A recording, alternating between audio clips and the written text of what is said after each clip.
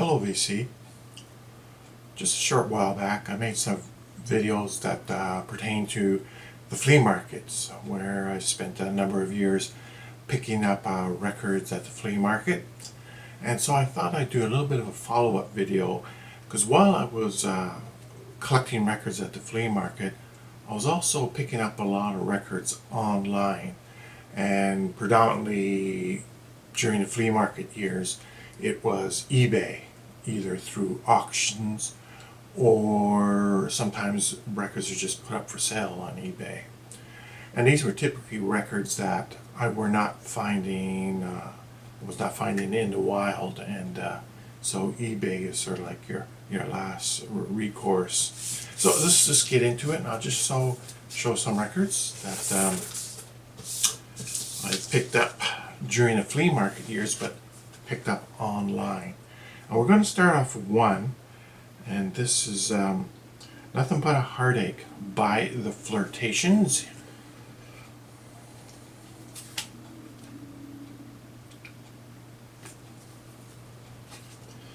This is a fantastic soul album.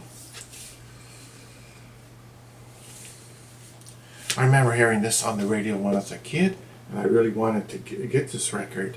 And when I went on eBay, there was one copy for sale for $200, which I thought was nuts. Wasn't going to pay that. And so I had to wait over a year before another copy showed up on eBay, and it was up for auction, this one here.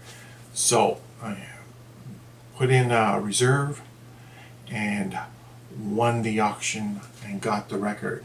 I had to pay up for it, but I certainly paid considerably less than $200. I paid quite a bit less than $100 for it.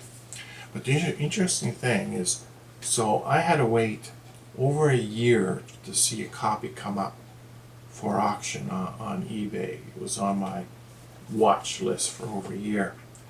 The very next week, 2 copies came up for auction, and the week after that, another copy came up for auction. So it was probably there as an indication of people who are watching what sells and what kind of money it's getting, the records are getting, and making a decision to put some of their records up for auction. Both copies that went up the week after this one one was rated VG minus, the other one was rated VG, and both went for more than what I paid for this one, which I would rate as a strong VG plus. So, and if you think, well, geez, I've never heard of this band, never heard of Nothing But a Heartache, check it out on YouTube, play it. I bet if you hear it, you'll go, oh yeah, I remember hearing that. That one year when this record came out, Nothing But a Heartache was being played on the radio, at least where I lived, almost every day. It was huge. It's one of my favorite soul records of all time. Another record, and I should mention too that in this particular record, I have never seen a copy in the wild. Nothing. Another record that I wanted, which I think just about everybody in vinyl community will be familiar with, is this one here by Coven. This is the original Mercury pressing.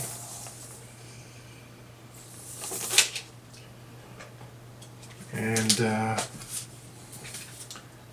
gatefold. I believe this has the black mass written in there. This is one I got off the auction on eBay, and I had to pay up for this one, of course. This one was actually located in Canada, and what I was finding back in the day, a lot of times when records were located outside of the United States, you get a lot fewer bidders, because I imagine U.S. citizens would have to pay for shipping, whereas within the U.S. shipping was pretty cheap. International shipping wasn't. And so there was only a few bidders on this one, but still had to pay up quite a bit for it. I have seen one copy of this in the wild. It was at a vinyl show about 4 years ago. The vendors had it priced at $80. I spoke to the vendor about the record, and they indicated to me at the time that basically the record was one-sided because the other side of the record had been totally scratched to pieces. I'm guessing it was someone took offense to the Black Mass sermon on side B and scratched the record up intentionally. So I probably mentioned during the flea market videos that there was a period of time where I was really into trying to collect surf records, and there was a collection of 4 records that was on the Capitol label that I really wanted, and I have never seen these. This is like a set of 4, and I have never seen any of these in the wild. So, and that would be, and what it is each record came with the bonus 45, which is a song off of one of the other albums in the set of 4. And so that was like Surf Route 101. This is Gary Usher.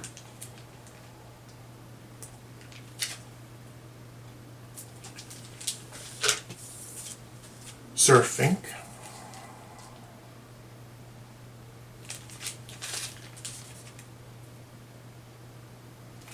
Mr. Gasser and the Weirdos. One everybody knows, Dick Dale.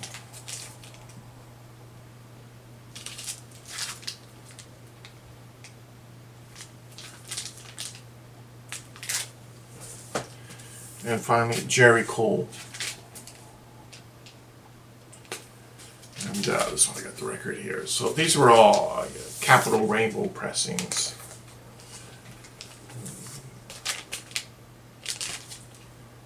You would see these records quite often on eBay, but they would be missing the 45.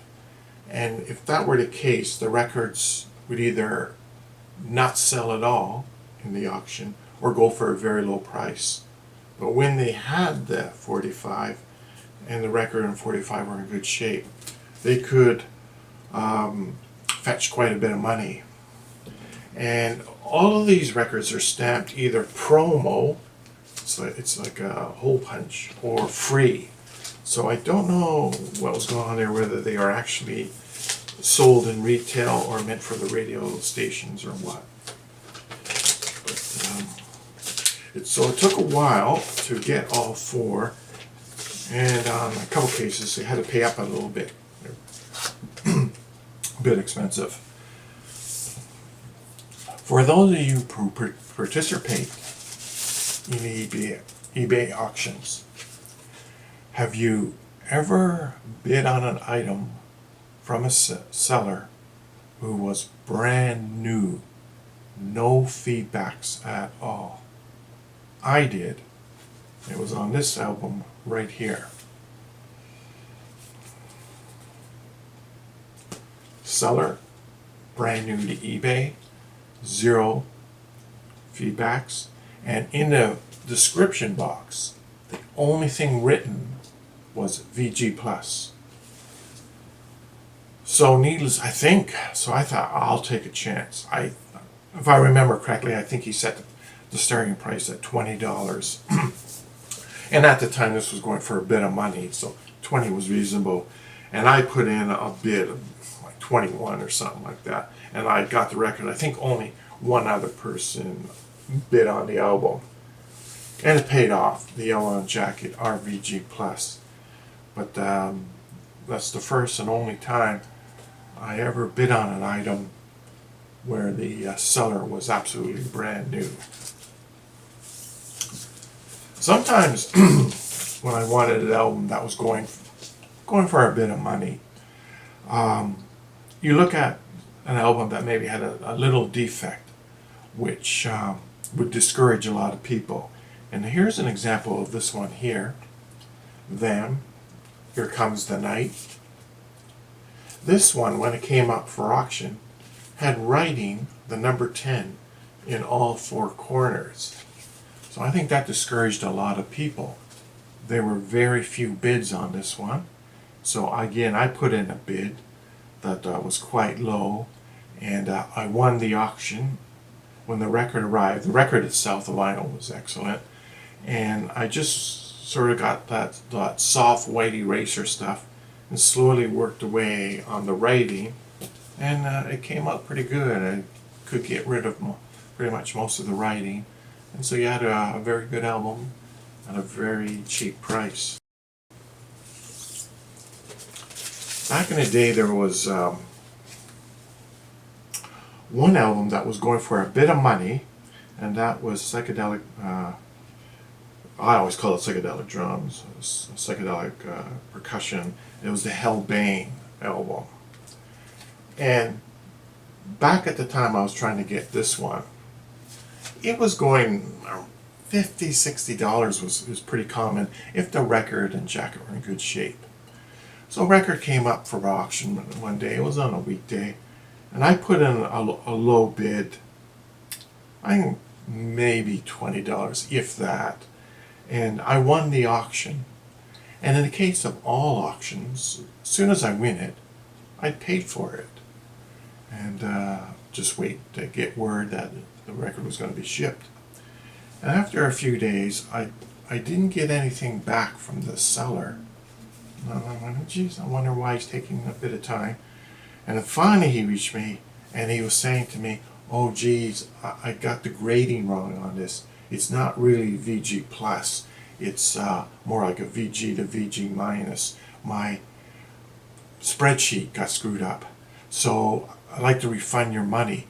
Clearly what was going on was he was disappointed in what he got for it. He got less than half of what it would normally go for. But I just replied, no, ship the record. And so he shipped it. And of course when it came, the record was VG plus. Good shape. So the this record here, which is Blue Cheer, I think it was it's on the Philips label. I think I haven't played this one in years. Yeah, Philips. This is one I was after back in the day, and it was interesting because two copies came up for auction at the same time, and the auctions ended almost at the exact same time on a Sunday afternoon. One of the sellers had been in eBay for a long time and had like 20,000 positive feedbacks. The other seller had maybe 250 positive feedbacks, no negatives. So both selling the same album, both same rating, VG+, both auctions ending at the same time. So I thought, well, the guy that's got 20,000 feedbacks and has been on there for a long time, he's clearly got a large following. So I'm going to focus on the guy that's got like 250 feedbacks or whatever it was. And put in a bid, not too high, and won the auction. And so just out of curiosity, I decided to check what did the record go for from the other seller. And it went for more than double what I paid for this one. So it's clearly an indication that the vendors who have been around a long time, they certainly were getting better money for their records than the people who were newer to eBay. And for a time I thought, well, that's how I would focus my attention to sort of like newer sellers, but sometimes that could backfire. One instance where I really got hammered was when I first joined eBay. I think it was like the 5th or 6th record that I went after on eBay. It was the Kinks, You Really Got Me. Now this is not it. This is one that I picked up at the flea market. And this is a stereo copy, and I wanted a mono copy. So a mono copy came up for auction on eBay. The seller had 200 plus positive feedbacks, no negatives at all. And he had this record I mean, it was priced pretty low. So I put a low bid on it, and I won. And then I realized I was the only person that bid on it.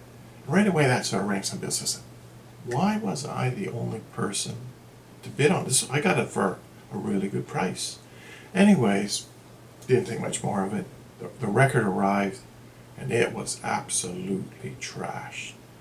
The jacket was completely split on the top and bottom seam, so it just folded open. The record looked like an NHL ice surface that had 3 periods of hockey on it with no Zamboni between it. Just scratched to hell. Totally unplayable. And I'm thinking, what the heck? The vendor had 100% positive feedback.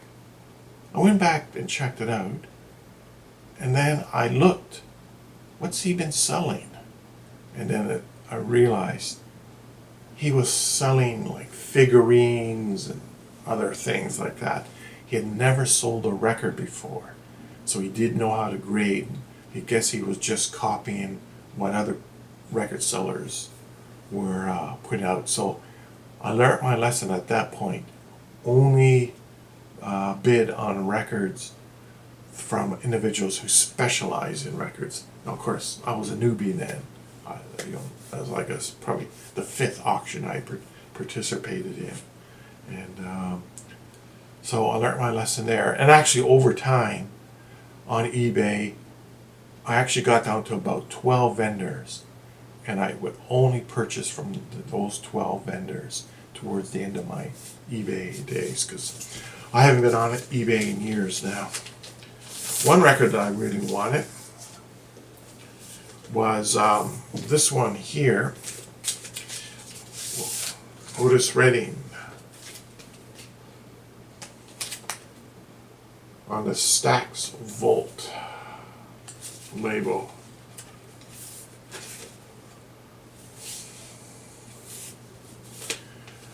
So, won the auction for one. The record comes, scratched to hell. So I messaged the seller and said, this record you graded VG plus, it's garbage. Got a refund right away, no problem. 3 months later, another copy comes up from another seller, and I bid on it, won the auction, record comes, and scratched to hell. Contacted the vendor and said, you rated it VG plus, this was all scratched up. And so he immediately refunded the money, no problem. Found a copy at the flea market. Oh, this is great. Pulled it out of the bin, checked the record, scratched to hell.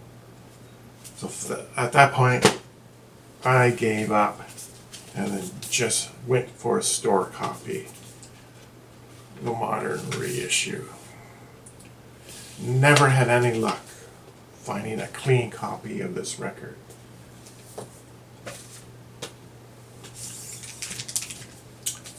Sometimes when I get involved in auctions,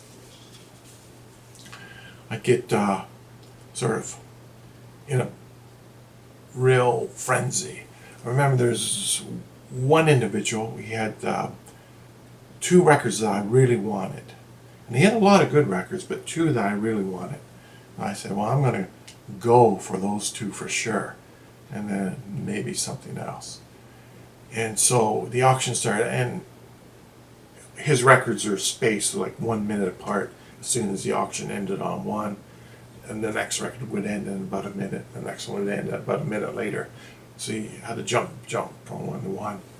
And so the first one came up, I won it. I won the auction. Second one came up that I wanted. I won the auction. Now I had allocated a certain amount of money to those 2 records, and I got them both cheaper than what I thought I would have to pay. So in the end, I had, of my allocation, $21 left over. And I was in such a frenzy at that point on auctions that the next record to pop up in his series was this one. And I immediately just put the $21 down as a reserve. And I didn't even know what this record was, didn't know anything about it. And I was just in such a frenzy. And yet, I won the auction. I won the auction by about like 50 cents or something over the next one.